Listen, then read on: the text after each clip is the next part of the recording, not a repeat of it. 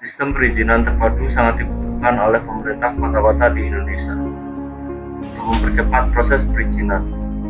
Melalui NIO, hal tersebut disikapi dengan pembuatan produk sistem perizinan terpadu, yaitu LIS (Licensing Integrated System). Terdapat beberapa hal yang melatar belakangi dibuatnya sistem ini, antara lain tersusunnya prosedur dan alur data proses setiap perizinan sesuai dengan perkembangan peraturan dan kebijakan yang berlaku. Kedua, membangun kembali basis data yang sistematis dan terintegrasi seluruh perizinan sebagai dasar pengambilan keputusan dan kebijakan. Ketiga, meningkatkan kinerja pelayanan perizinan berupa membaiknya internal dan eksternal service melalui adanya percepatan proses. Keempat, terjadinya peningkatan pelayanan kepada unit kerja lain dan tersedianya sistem pelaporan yang dapat diakses dari manapun.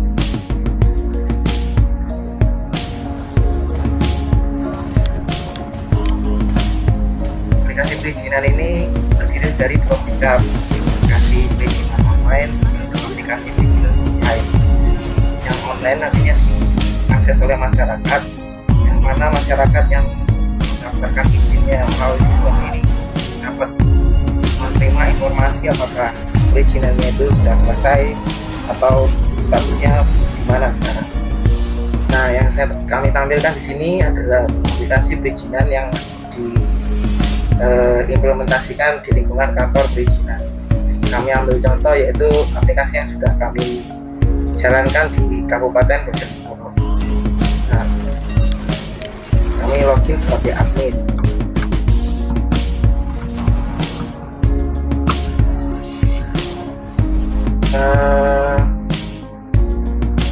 Kedudukan tertinggi dari sistem user di aplikasi perizinan ini adalah administrator. Di sini ada panel untuk melakukan pengelola perizinan. Di sini untuk mengelola data-data master. Di sini ada syarat perizinan. Data kami sudah lengkap untuk syarat perizinan, sudah diimplementasikan di Bojonegoro. Di sini yang kami tahu perizinan memiliki beratus-ratus syarat perizinan. Jika ingin ditambahkan, klik button tambahkan, lalu kita masukkan izinnya. Jika ingin mengubah, kita select salah satu dari item yang ada, kemudian kita klik ubah dan kita bisa mengubah dengan mudah sekali. Atau kita bisa melakukan pencarian. Kemudian menu yang kedua yaitu prosedur perizinan. Setiap izin memiliki prosedur yang berbeda-beda. Kebetulan yang kami implementasikan, mereka memiliki 6 prosedur, yaitu mulai dari penerima berkas, petugas pemroses, setelah itu ke kabid pelayanan pembangunan dan umum, kabid penetapan, sekretaris, dan yang terakhir yaitu persetujuan dari kepala perizinan. Di sini ada manajemen untuk daftar perizinan.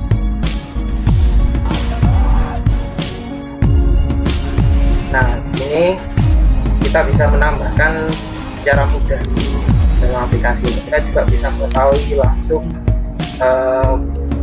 apakah pengajuan baru atau perpanjangan,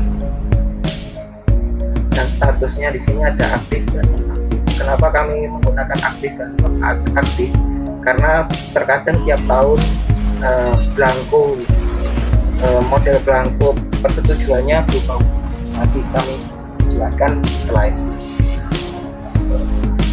Jika kita ingin menambahkan izin, sangat mudah sekali, yaitu kita masukkan nama izinnya. Di sini ada singkatannya, ada nama proses dan sebagainya. Kemudian ada template SK dan template perpanjangan. Kita bisa mengupload templatenya seperti apa, nanti di-generate secara otomatis oleh sistem.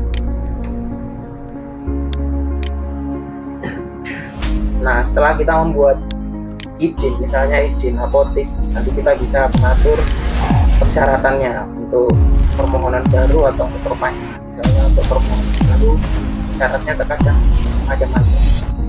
Di sini kita bisa mengatur syaratnya dengan mudah dari master syarat kita cari lalu kita tambahkan.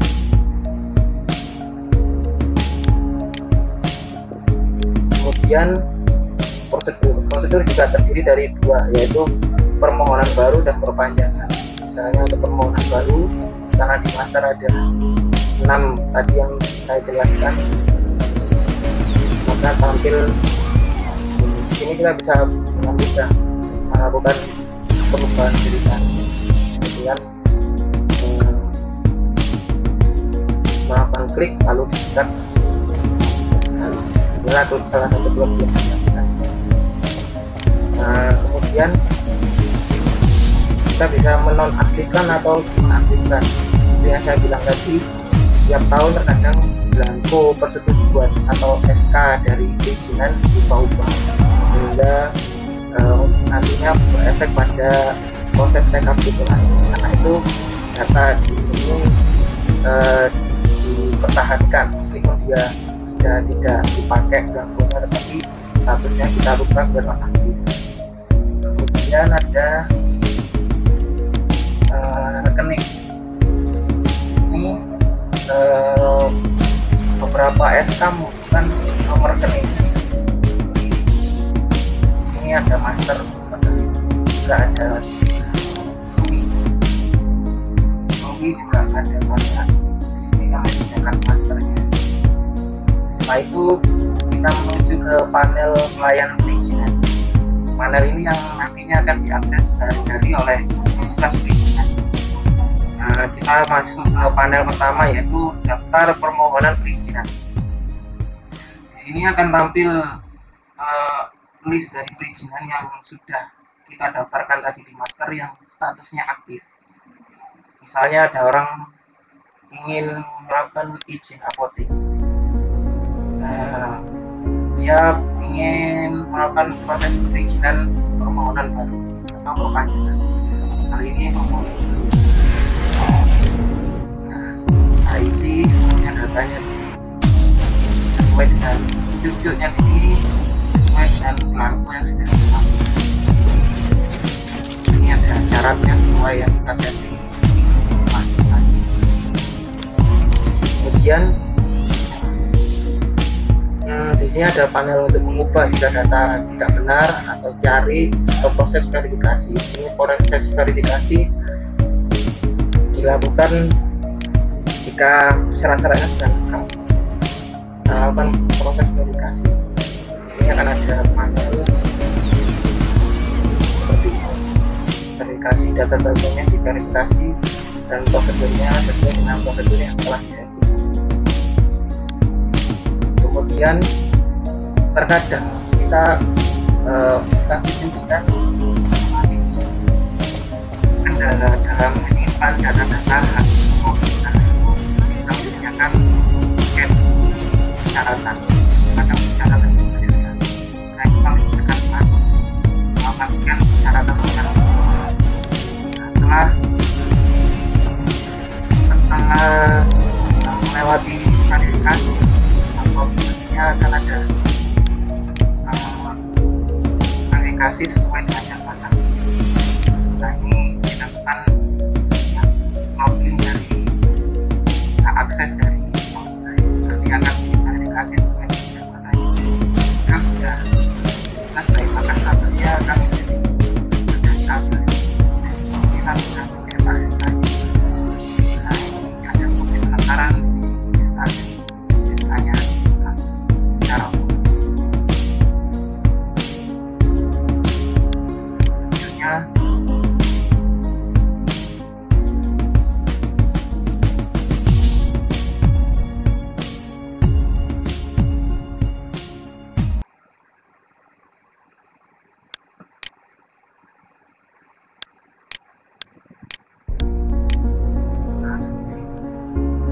hasil generate dari data-data yang kita masukkan.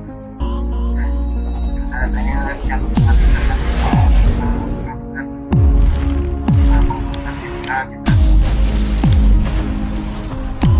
ada di sini. Tugas kita print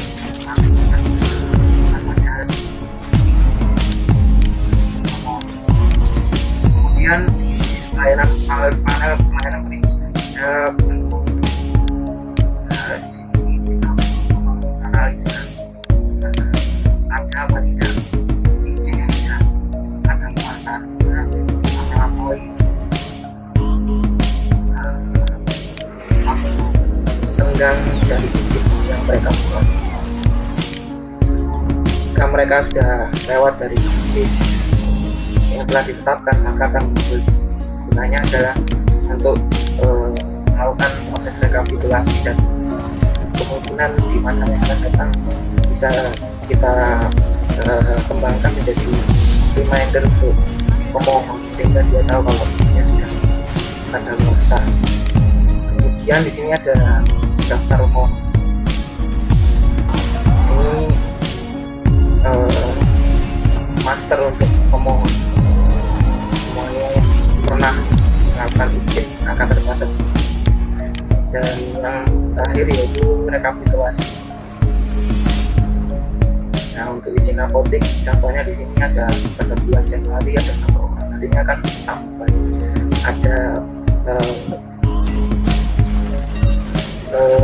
ada diagram untuk permohonan baru dan seterusnya. Kemudian nanti bisa diekspor ke Excel sebagai laporan dari dinas perizinan biasanya untuk ke pusat, dan sudah kami sediakan sistem untuk menghitung untuk izin-izin yang membutuhkan modal akan tercatat di Excel sehingga daerah perizinan bisa tahu berapa modal yang sudah masuk ke daerahnya, yang sudah dikembangkan ke daerahnya. Kemudian panel yang terakhir yaitu manajemen pengguna. Di sini ada banyak struktur yaitu ada sesuai dengan jabatannya, dan tampilannya kan disesuaikan dengan bisa standar itu ada karena